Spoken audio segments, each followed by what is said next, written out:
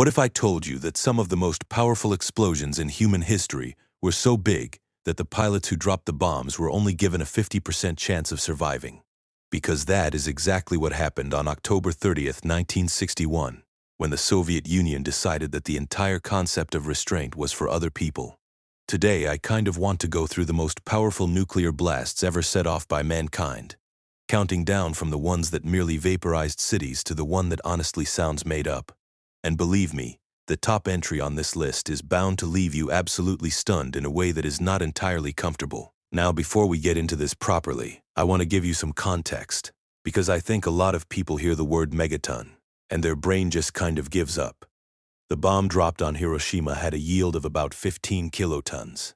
That was considered at the time an incomprehensible weapon of mass destruction.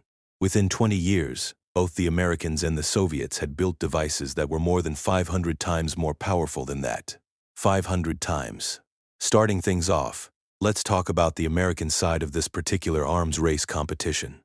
On November 1st, 1952, the United States detonated Ivy Mike over the Marshall Islands, which was the world's very first hydrogen bomb test.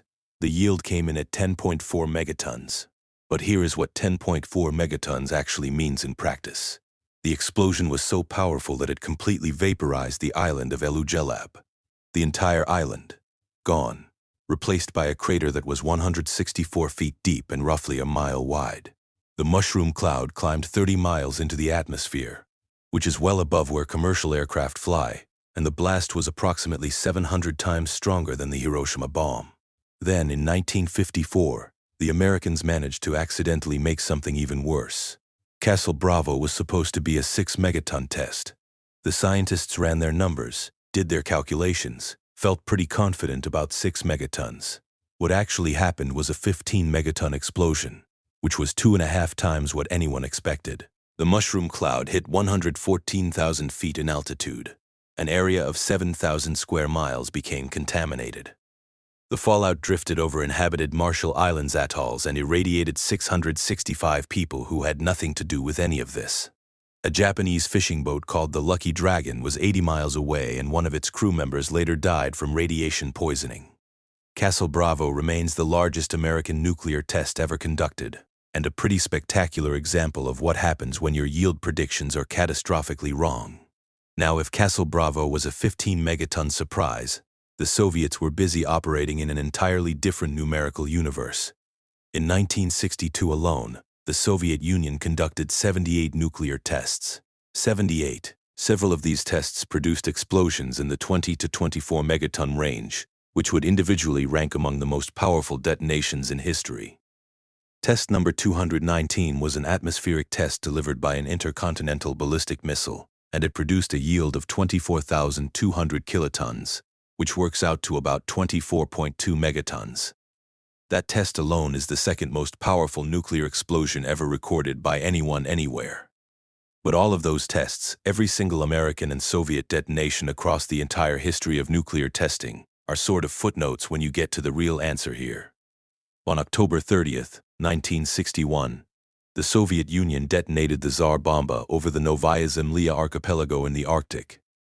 The yield was 50 megatons of TNT equivalent. 50. The initial design was actually for a 100-megaton weapon, but Soviet scientists decided that 100 megatons would produce too much radioactive fallout, which is a sentence I find genuinely remarkable because it implies that 50 megatons was the responsible conservative choice. They swapped out the uranium tamper for lead, specifically to reduce fission byproducts, making it paradoxically one of the cleanest nuclear bombs ever constructed. 97% of its energy came from thermonuclear fusion, so they built the most destructive weapon in human history and made it relatively environmentally friendly. The logistics of actually delivering this thing were insane. The bomb weighed 27 tons, was 26 feet long, nearly 7 feet across, and could not fit in any existing aircraft without major modifications.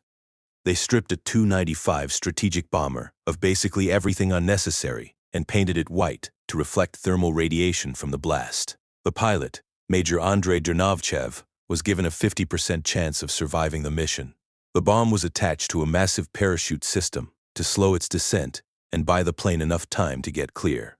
When it detonated, the aircraft was thrown downward by half a mile in altitude from the shock wave alone. The fireball came close enough to the release altitude that scientists were genuinely nervous. Somehow Dernovchev made it back. The explosion itself generated a mushroom cloud approximately 40 miles high, which is 7 times the height of Mount Everest. The seismic shockwave circled the entire Earth 3 times. Windows shattered in buildings 900 kilometers from the detonation point. The flash of light was visible from 1,000 kilometers away. A village 34 miles from ground zero was completely leveled even though it was uninhabited, and third-degree burns would have been inflicted on anyone standing 62 miles from the blast. The yield was equivalent to roughly 1,570 times the combined energy of the bombs dropped on Hiroshima and Nagasaki, and 10 times the total energy of all conventional explosives used during the entire Second World War. Andrei Sakharov, who oversaw the project at the Soviet Weapons Laboratory, was reportedly horrified by what he had helped create and later became one of the most prominent advocates for nuclear disarmament in the world, eventually receiving the Nobel Peace Prize in 1975. 2 years after the Tsar Bomba test, the United States, the Soviet Union, and Great Britain signed the Partial Nuclear Test Ban Treaty, ending atmospheric testing. The world had seen what 50 megatons looked like and collectively decided that was probably enough of that particular experiment. Novaya Zemlya, the test site where the Tsar Bomba detonated, is still heavily contaminated today. And researchers have raised concerns that as the ice covering the islands continues to melt, contaminated water could spread further into the surrounding Arctic environment.